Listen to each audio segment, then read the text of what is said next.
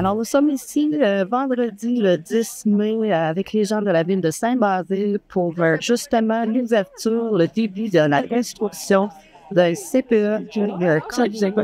Voici maintenant la conférence de presse.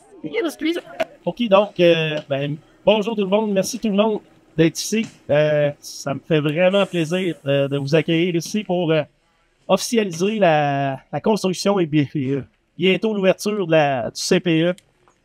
Cinquième installation du CPE Le Kangourou. Je vais vous laisser d'autres participants expliquer un petit peu plus en détail c'est quoi l'intégration de ce CPE-là à l'intérieur des installations existantes du CPE Le Kangourou. Donc, premièrement, je remercie tout le monde d'être ici. Je remercie aussi en commençant Marie-Michel qui a tout organisé ça très bien et à dernière minute. Vous me connaissez, c'est souvent à dernière minute. Donc, les commandes sont venues dernière minute. Donc, je te remercie beaucoup pour l'organisation, tout ça. Je remercie les conseillers de la ville aussi qui se sont déplacés, qui ont pris du temps pour venir ici ce matin. Je remercie notre constructeur aussi, M. Jean-René Côté, d'être ici ce matin. Directrice des loisirs de la vie communautaire, la LMQ d'être là, notre directeur général, Asiterio d'être là. Évidemment, M. Vincent Caron qui est présent ici pour officialiser l'aide du gouvernement qui a été une grande aide pour ce projet-là. Ça n'aurait pas eu lieu si ça n'avait pas été de la part du gouvernement du Québec là-dedans. Et moi aussi, je suis vraiment très heureux d'être ici ce matin. Je vous assurer que vous le connaissez, hein, vous, mesdames et messieurs les conseillers, vous savez que quand Guillaume a quelque chose dans la tête, il ne pas ailleurs. Donc, je peux vous assurer que ça a été le fruit de beaucoup d'échanges depuis quelques années, cette histoire de CPE. Mais le principal, c'est d'être là ici ce matin et de découvrir à quel point c'est avancé. Mais surtout, et Guillaume m'en avait souvent parlé, j'avais essayé de visualiser ça lorsque je venais au Centre Nature, mais quel endroit extraordinaire pour bâtir cette installation ici dans Portneuf. On n'aime pas quand on est député mettre en concurrence telle ou telle chose, mais je peux vous assurer que selon moi, c'est un des plus beaux endroits où on peut installer un CPE. Vraiment félicitations. On dit souvent que pour nos aînés, rien n'est assez beau, pardon. Eh bien, pour nos enfants, rien n'est assez beau non plus. Et quand on est capable, dès leur plus tendre enfance, de les connecter comme ça à la nature, eh bien, c'est déjà un beau pari qui est relevé. Bien entendu, beaucoup de gens se sont impliqués là-dedans et je vois là Nathalie La Rochelle et toute son équipe. Et vous savez, tout au long de l'année, on voit ces projets avancer et puis parfois on trépigne nous aussi dans nos bureaux et je me rends compte à quel point vous faites un travail extraordinaire. Je le savais déjà, mais c'est ajouté au travail que vous avez déjà lorsque on a un projet comme ça qui lève de terre. C'est ajouter beaucoup de responsabilités, mais une tâche qui est colossale pour finalement assembler ce puzzle-là qui est un peu plus compliqué qu'on pourrait le penser. Les parents qui sont dans l'attente d'une place dans une garderie, parfois ont tendance à penser qu'on peut régler ça en claquant des doigts, mais dans la vraie vie, là, il y a beaucoup d'enjeux, beaucoup de choses à surmonter. Et puis encore une fois, je voulais vous féliciter. Je déplore même, je sais qu'il y a une ressource technique qui est souvent attitrée aux organisations, mais je me rends compte que la vraie ressource technique, c'est vous. Et alors vraiment, je tenais à vous adresser toutes mes félicitations. Ce sont 39 places qu'on va venir ouvrir ici très prochainement. Et puis, à la fois Nathalie et le maire vont pouvoir vous donner plus de détails dans les prochaines minutes. Mais je ne sais pas si vous avez eu l'occasion de lire les journaux récemment, mais on était avec la ministre il y a pas si peu de temps dans Portneuf pour annoncer un total de 344 places qui n'incluaient pas ces places qu'on va ouvrir ici.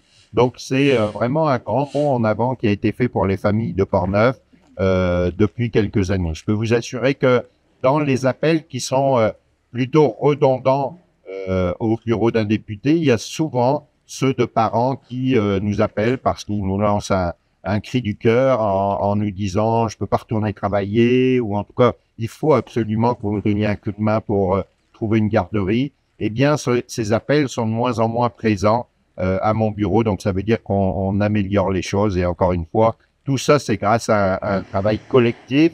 Bien entendu, les municipalités qui font don des terrains bien souvent, mais Guillaume me parlait de la belle collaboration des voisins ici. Donc, c'est toute une communauté qui s'implique pour rendre ce service à nos familles, mais surtout permettre à nos enfants de s'épanouir dans un cadre qui est intéressant et surtout dans un cadre sécuritaire et qui est accompagné par des éducatrices qui sont formées. Vraiment, c'est une fierté dont on se vante un peu partout au Canada d'ailleurs, mais qu'on a ici au Québec. Alors, encore une fois, félicitations à toutes celles et ceux qui se sont impliqués. Félicitations à l'entreprise Côté Fils qui relève avec brio ce beau défi encore dans Portneuf. On est d'autant plus fiers de voir des choses se construire que quand elles le sont par des entreprises de chez nous. Alors encore une fois, bravo, très hâte d'entendre finalement ces enfants, ces premiers cris d'enfants qui vont vivre ici prochainement. Et puis, félicitations à toutes et à tous. Merci beaucoup. Oui. Est-ce que... À quelques jours de la Semaine québécoise des familles, je suis particulièrement fière, au nom du conseil d'administration et de la direction du Centre de la petite enfance de Kangourou, d'annoncer aujourd'hui l'ouverture très bientôt de notre 5e installation. C'est une belle et grande aventure pour les familles de Saint-Basile. Ce projet verra le jour à proximité d'un immense parc boisé, à 2 pas du Centre Nature, un site idéal pour offrir un milieu de vie stimulant pour les enfants. Un projet pensé, rêvé et réalisé pour le bien-être des tout-petits. Un projet nature avec un fonctionnement multi-âge. Un projet que nous avions en tête depuis plusieurs années. Un projet pour lequel nous avons eu des premiers contacts avec une citoyenne et la municipalité de Saint-Basile. Je dois avouer qu'à l'époque, nous venions à peine de déposer un projet pour Neuville, un projet pour Pont-Rouge, pour la 3e et 4e installation. J'avais alors annoncé au conseil d'administration qu'il s'agissait de mes 2 derniers projets. Lors de l'appel de projet en 2020, j'ai rappelé aux membres du conseil que je n'avais pas l'intention de déposer un nouveau projet et qu'à la limite, ce ne serait pas un cadeau à faire à la corporation avec le début de la pénurie du personnel. Le président du conseil d'administration de l'EFOC, M. Simon Ché, m'avait gentiment rappelé à l'ordre en me disant « Si on ne dépose pas, quelqu'un d'autre va le faire et aussi bien avoir plus de postes à offrir à nos employés dans notre corporation. » Les semaines suivantes, j'ai été affairée à la rédaction du projet pour la 5e fois. La réponse était positive. Nous avions l'autorisation de développer une installation de 39 places à Saint-Basile. Si je me permets un brin d'histoire, le Kangourou offre des places en milieu familial à Saint-Basile depuis sa création en 90. Présentement, nous avons 7 responsables de services de garde accrédités pour un total de 43 places, dont 6 sont actives présentement pour 37 places offertes aux citoyens de Saint-Basile. Trouvait pas de place pour leur enfant. Je me rappelle d'une dame qui s'appelle Catherine Côté, qui était venue à une séance de conseil, qui nous avait tout expliqué, tout ce qu'elle avait fait comme démarche pour se trouver une place. Puis les larmes avaient sorti à ce moment-là, on voyait très bien sa détresse. Puis je pense que c'est à ce moment-là que nous autres, on a compris que, OK, ben, on est à bout de ressources. Nous autres, qu'est-ce qu'on peut faire là-dedans? À partir du moment où il y a eu des possibilités avec le gouvernement du Québec, c'est là qu'on est rentré en contact avec Mme Nathalie Larochelle, qui, je savais pas que c'était Simon Ché qui nous avait forcé la main, mais je le remercie grandement. D'ailleurs, c'est mon collègue de côté à la MRC, mon partenaire de côté à la MRC. Donc, à partir de ce moment-là, on a pris la décision de déposer un projet commun, même si c'est le CPE qui lead le projet, ça prenait une participation de la ville. Puis, c'est là que je remercie tous les conseillers parce que ça n'a pas été long que tout le conseil a dit oui, on est all-in là-dedans, on embarque. Il n'y a pas de demi-mesure. Ça nous prend une garderie. C'est ça que ça nous prend pour être capable de faire avancer la ville. Parce que c'est plein de petites familles qui arrivent ici. Puis la première embûche qu'ils rencontraient, c'était de se trouver une place en garderie ou en CPE. Ou même en milieu familial, ce qui était pas... ils n'avaient pas des tonnes à ce moment-là. Donc, l'objectif a été de déposer un projet qui, je me rappelle, on avait dit qu'il allait se carrer au ministère. Puis c'est là que Nathalie avait dit, un projet nature. Tout de suite, le déclic s'est fait avec le Centre Nature. On avait identifié 2-3 endroits ici où on pensait pouvoir mettre le bâtiment. Puis après plusieurs discussions, et je pense que j'ai tenu mon bout beaucoup à ce moment-là avec Jean-Richard, qui était directeur général à l'époque, pour dire, le spot, c'est ici qu'il va, c'est à cette hauteur-là, c'est à cet endroit-là qu'il va. Puis après avoir expliqué ça au conseil, je remercie tout le monde qui m'ont suivi dans cette idée-là, qui n'était peut-être pas définie dans leur tête autant que moi, elle était dans ma tête. Fait que c'était un geste de confiance là, que j'ai eu du conseil. Là. Puis les employés municipaux aussi à l'époque. Puis je remercie aussi Mme Derry-Webo qui avait travaillé sur ce dossier-là au début. Hélène aussi qui avait travaillé comme conseillère à ce moment-là, monté le dossier statistique, je ne me trompe pas, tu avais déjà travaillé là-dedans. Mais en tout cas, il y avait déjà de l'ouvrage de fait. Il n'y a personne qui n'a pas travaillé pour profit de ce projet-là. Donc, ensuite de ça, ben, notre projet, il a scoré. Ça a sorti avec un oui au ministère. Et ça, on parle de 2020. Donc, on est parti de 2020. Aujourd'hui, en 2024, on a un bâtiment qui se construit. Il y en a qui peuvent, des fois, revenir sur les délais, mais on focus sur le résultat. Là. On va avoir un CPE, on va en avoir un maudit beau. Ben, ça, c'est clair. Puis, j'aimerais ça tomber à 5 chaînes pour revenir dans cette partie-là moi-même. Ensuite de ça, le projet, ben, comme Nathalie l'a dit, on est chanceux. On a un entrepreneur local qui fait de l'ouvrage de qualité, puis qui est facile d'accès, qui est facile à parler, qui va assurer que ce projet-là, ça passe bien. Puis, on a eu la participation des gens autour ici. Puis, c'est important de les nommer parce que c'est pas nécessairement à cause d'eux autres que le projet a lieu, mais il a été facilité grandement. Puis, je peux pas nommer le voisin d'à côté, qui sont une résidence personnelle de M. Serge Frenette et Mme Jocelyne Barrette, qui ont accepté de faire un échange de terrain avec la ville, ensuite pour transférer ça au CPE, afin d'aménager la rue ici pour desservir le CPE. D'ailleurs, je fais une parenthèse, cette rue-là a été nommée au nom de M. Adrien Bellin, puis c'est pas pour rien.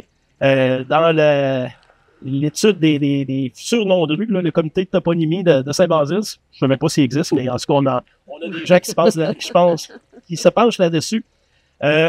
Adrien Bellin avait été identifié, puis quand on a dit, OK, ça c'est une rue qui va desservir la garderie, le match s'est fait automatiquement. Pourquoi? Parce que M. Bellin, c'était un ami de la jeunesse à l'époque. M. Adrien Bellin, son garçon, Michel Bellin, était aussi un ami de la jeunesse. C'était les voisins du terrain de baseball où on jouait au baseball jusqu'à 3 heures du matin, puis M. Bellin, il disait, continuez les jeunes, ça me dérange pas. Il était toujours frais pour les jeunes. Donc, d'associer le nom de M. Bellin à la rue qui dessert uniquement le CPE, je pense que c'est un match parfait.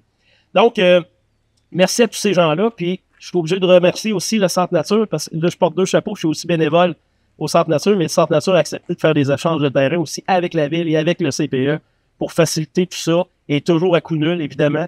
Donc, c'est un gros travail d'équipe de tout le monde. J'en profite peut-être s'il y en a qui sont là, qui m'écoutent, puis qui disent « Hey, t'oublies quelqu'un ou t'oublies quelque chose », ne vous gênez pas pour me le dire, me passer le message. Mais je pense que je fais le tour. Anciens employés, employés actuels. Merci tout le monde. J'ai rien d'autre à dire. Puis merci Vincent qui m'a... Effectivement, je l'ai fait. J'ai été tannant un petit peu. Mais regarde, le résultat, comme j'ai dit, on focus sur le résultat. Et maudit que je suis content. Maudit que je suis content. Le côté rationnel, puis il y a le côté peut-être plus artistique. Là. Sur le côté rationnel, c'est que le signe de dollar favorise le site ici. Pourquoi? Parce que puis Nathalie, tu pourras me corriger. De mémoire, il fallait que la ville embarque pour un montant d'environ 20% du projet pour avoir les faveurs du ministère. Ça prend une contribution du milieu qui était la ville. Donc, sur un projet à l'époque qui était estimé autour de 1 ou 1,2 million, si je ne me trompe pas, à l'époque, ça c'était avant la pandémie, vous comprenez que ça a changé en cours de route. Mais ça voulait dire que ça prenait une implication financière de la ville d'environ 200 à 250 000 $ dans le projet. Donc, comment... Dans le fond, c'est pas compliqué. C'est soit on l'injecte en argent, soit on l'injecte en don de terrain à quelque part. C'est pas mal les deux seules options qu'on avait.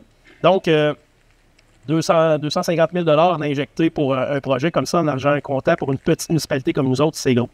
Donc, à ce moment-là, on a dit, OK, c'est quoi les terrains qu'on veut donner? On avait un développement résidentiel, mais ça impliquait quasiment d'hypothéquer peut-être 4 terrains pour installer un site comme ça. Donc, la ville se privait des revenus de vente de terrain et surtout des revenus de taxes futures de ces terrains-là. Parce que vous savez qu'on est en milieu agricole, donc le peu de territoire qu'on a, il faut l'utiliser intelligemment pour assurer une pérennité de nos revenus. Donc, c'est là qu'on a dit, ouais, mais au Centre Nature, il y a des terrains. Puis il y a des terrains qui sont non construisibles pour du résidentiel. Puis là, on avait identifié un terrain ici en bas, au parc. Et suite en partant, on a donné un petit mandat d'ingénierie là-dessus, puis la personne nous a dit, vous êtes en zone inondable, vous ne pourrez pas bâtir là. Donc, je vais vraiment une ville s'octroyer un permis dans une zone inondable alors qu'on ne pourrait pas à l'eau. Fait qu'on a mis un X sur cette option-là. Et c'est là que l'option de dire, hey, il y a un terrain ici qui appartient en partie à la ville, en partie au Centre Nature, qui ne coûte rien. On ne fera jamais de développement résidentiel ici. Est-ce qu'un projet de garderie, ça ferait du sens à cet endroit-là? C'est là qu'on a identifié ce projet-là. En termes de dollars, là, c'était rentable parce qu'on faisait une injection qui ne nous coûtait pas grand-chose à ce moment-là. Ce que ça nous coûtait, c'était l'aménagement de la rue qui est ici, qui est quand même assez dispendieuse parce que c'est une rue qui n'est pas... à flat de terrain comme ça, c'est un peu plus cher que de faire un bout de rue sur un terrain plat là, dans un développement qui est plus facile. Donc, encore là, les gens de la ville ont dit non, on n'a pas le choix, il faut y aller. Mais grâce à les qualités puis de nos gestionnaires municipaux, on s'est rendu compte qu'on était capable d'attacher d'autres subventions à ce bout de rue-là, entre autres la taxe sur l'essence, qu'on était capable de rattacher à ça un bon montant. Ce qui fait qu'au final, l'investissement de la ville, il y a un gros signe de pièce au bout, mais en termes de sortie d'argent de la ville, c'est très minime versus la qualité de ce qu'on va avoir et le service qu'on va donner aux gens. Ça, c'est la raison financière derrière ça. La raison artistique, ben c'est pas compliqué. Moi, quand j'étais jeune, j'étais petit cul. Je venais glisser ici dans les terres ici. Je connais ce terrain-là par cœur. Puis, à un moment donné, à flanc de montagne, comme ça, je me rappelle, je venais glisser dans la côte ici à l'arrière. Puis, je m'étais dit, c'est là qu'il y a la garderie, c'est clair. Donc, on avait travaillé ça avec Jean Richard. On s'est même assigné avec les ingénieurs et les architectes parce qu'eux autres ne le voyaient pas, ce projet-là. On leur a fait changer l'implantation quelques fois. Puis, ça a donné ce résultat-là. Puis, je pense qu'on a bien fait. Puis là, je dis moi, mais je me rappelle, j'expliquais ça aux conseillers à la ville. Puis, c'est tous des gens qui connaissent notre secteur et notre terrain. Puis, tout le monde disait, ouais, ça a fait du sens, c'est là que ça va aller. Moi, je voyais très bien une fin de journée où le soleil se couche, mode contrainte, puis que les petits pots jouent avant que les parents viennent les chercher. Là. Et des gens qui arrivent par le développement ici, par le petit sentier dans le bois, des gens qui arrivent par en bas, par le centre d'Assur, des gens qui arrivent par la rue ici. Ça va être magique, cet endroit-là. Puis, ouais. Comme Guillaume a dit, on a regardé vraiment plusieurs possibilités au départ. Je pense qu'on avait comme 6 ou 7 terrains dans la mer, puis ça allait d'être à côté sur la clôture de la cour d'école, à être dans le développement, mais pas pouvoir prendre d'expansion, pas pouvoir avoir C'est qu'à partir du moment où on avait pensé au centre nature, j'avoue qu'après, il y avait comme plus rien qui pouvait racheter ça. On a essayé au départ, quand nous, on avait déposé le projet de 39 places, des fois, le monde me demande pourquoi vous aviez déposé 39 places. En fait, quand on avait fait le dépôt, il y avait, si ma mémoire est bonne, 74 places disponibles pour le comté de Portneuf au complet. Nous, on venait d'en construire 2 de 39 places. Fait que dans notre tête folle, on s'est dit, on a déjà des plans pour les 39 places, peut-être qu'on peut sauver là-dessus. Puis on va tout mettre ça dans le dépôt du projet, puis que ça fasse une histoire de dire, hey, les autres sont réveillés, on va sauver là-dessus, on va sauver là-dessus. Et la ville donne le terrain en plus.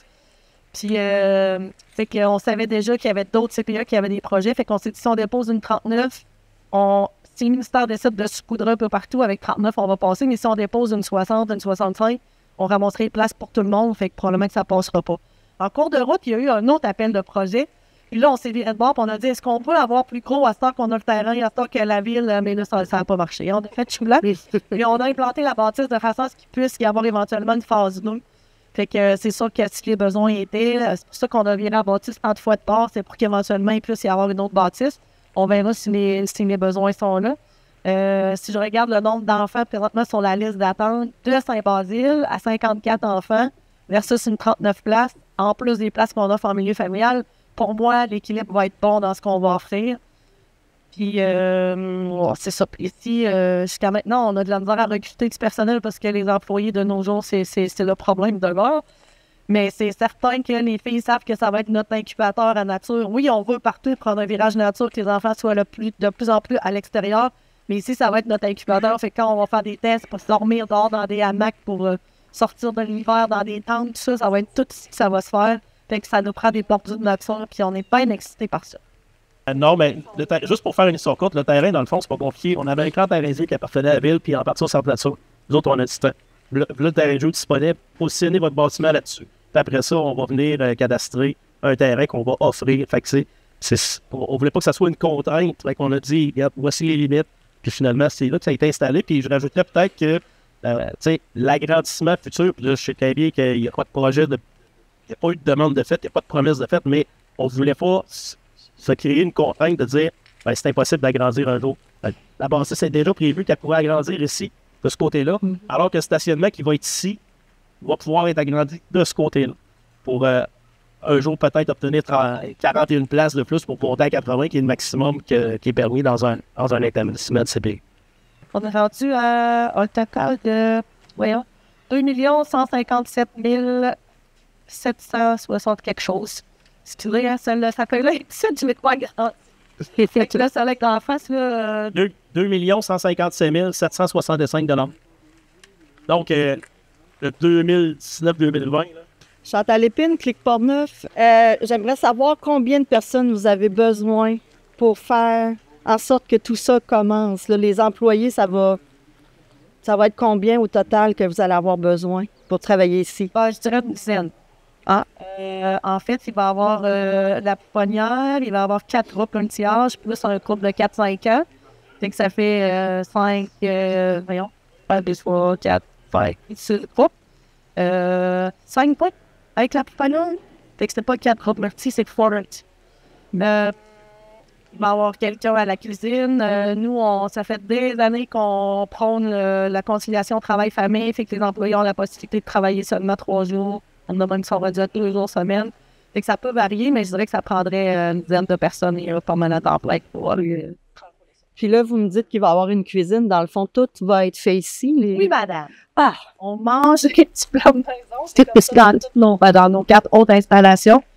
C'est important pour nous que les enfants soient bien nourris puis qu'il y ait des bonnes portions, puis qu'ils puissent goûter à toutes sortes de choses. C'est qu'on a un menu très varié. On a une cuisinière, des cuisinières et nutritionnistes. C'est elle qui fait les menus pour les installations. Et partout, on mange, c'est très sérieux. C'est bon. Puis là, dans le fond, vous allez avoir combien d'enfants dans chacune des catégories? J'ai entendu que vous aviez des pouponnières. C'est ça. Là, l'affaire, c'est que dans le fond, le groupe d'âge où on peut recevoir plus d'enfants, c'est les 4-5 ans. Puis c'est le groupe d'âge qui a le moins d'enfants inscrits pour Saint-Basile comme pour partout ailleurs. Parce que mes parents, quand ils sont rendus 4-5 ans, sont bien en dépression ou les enfants sont rendus à maternelle 4 ans ou ils sont déjà quelque part puis les parents ne changeront pas de place juste pour une année. Fait que la pouponnière, c'est 5 places. Fait que c'est sûr qu'une pouponnière, ça fonctionne comme ça. C'est 5 pompes par éducatrice. Fait que ici, c'est une pouponnière de 5. Puis comme on va fonctionner en multi-âge, de 18 mois à 47 mois, c'est 28 encore. On nous reste une petite place pour nos 4-5 ans, 24 enfants qui auront entre 18 mois et 1 mois avant 4 ans. Puis le groupe des 4-5 ans. Dans le groupe des 4-5 ans, le ratio, c'est 10 enfants pour l'éducatrice. Fait que le local est plus grand. C'est nos amis qui vont aller à l'école l'année d'après. C'est sûr qu'ici, à Saint-Basile, la particularité, c'est que la maternelle 4 ans est implantée depuis très longtemps. Fait qu'on aura peut-être à ajuster ça. Si on n'a pas assez d'enfants de 4-5 ans, on fera peut-être un groupe multi-âge de plus qui va inclure les enfants de 4 ans. Parfait. Ben, en fait, il y a les choses qu'on sait puis les choses qu'on ne sait pas. On comprend bien que les parents, avec le temps, ont parfois perdu confiance à l'organisation Ma Place 0,5 ans, c'est-à-dire que, quand je dis ils ont perdu confiance, ils ne vont pas systématiquement inscrire leur enfant. Donc, le portrait, on pense l'avoir, mais dans les faits, il y a des gens, moi qui appellent encore au bureau, qui me disent « moi j'ai pas de place », puis je dis « est-ce que votre enfant est inscrit sur le site Ma Place 0,5 ans ?» Non, parce que certains considèrent que ça sert à rien, et puis il y a, comme Nathalie le disait tout à l'heure, parfois il y a un délai d'attente qui est tel que les gens se découragent. Donc, moi, officiellement, et ces chiffres, je les détiens de ce matin, officiellement, Portneuf devient dans le vert. Mais, je vous dis, Nathalie a on ne peut pas avoir des chiffres plus vivants que ceux qui ont été présentés, c'est-à-dire que là, on offre 39 places, puis il y a plus de demandes que le 39 places. Donc, c'est là où on a du mal. Je vous avoue que parfois, moi, j'ai aussi un petit peu de misère à comprendre comment ça se passe, parce que l'actualisation du forfait du nombre d'enfants en attente, ben, souvent, il y a un décalage de plusieurs mois avec le ministère, puis réellement ce qui se passe sur le terrain. Globalement, comme je vous le disais tout à l'heure, le nombre d'appels au bureau a baissé énormément. Donc ça, c'est quand même un signe qu'il y a de plus en plus de places qui sont à disposition. Moi, je suis convaincu qu'il y a encore un effort à donner, mais petit à petit, parce que, en fait, on a essayé de faire avec le grand chantier que Mathieu Lacombe avait mis sur place, on a essayé d'être un petit peu plus ingénieux aussi dans la manière de faire, parce qu'on sait que des CPE, on ne peut pas en construire comme ça, puis que ça prend du temps. Donc, il y a eu ces installations dont j'ignore le nom, ou j'oublie toujours le nom, où il y a 2 éducatrices, puis ils peuvent... C'est ça, c'est ça. Donc ça, il y en a beaucoup qui ont ouvert, mais malheureusement, il y en a aussi pas mal qui ont fermé. Donc, on est en train de tendre vers une situation qui, selon moi, est plus acceptable dans Portneuf, mais je pense que dans tous les domaines, là, il ne faut pas baisser les bras, parce que si on baisse les bras, ben, à nouveau, on va se retrouver en dessous de la pile, à mon avis. Puis, tu sais, tout à l'heure, on parlait d'un potentiel agrandissement ici. Moi, je me souviens du nombre, pas du nombre, parce qu'il y en a tellement eu, mais qu'avec Guillaume, Puis, tu sais, Guillaume, c'est un pragmatique, hein, c'est un gars qui dit, ben, tant qu'à y être, là, ça va coûter moins cher de bâtir plus gros que de rebâtir d'ici quelques années. Mais on avait ce souci aussi parce qu'il y avait beaucoup de besoins dans l'ouest de Portneuf. Et Nathalie le disait, il faut essayer de régionaliser un petit peu tout ça pour que ce soit équitable pour tout le monde. Donc, il y a encore du travail à faire, mais j'ai vraiment l'impression que depuis un an et demi, là, la situation commence à se stabiliser beaucoup.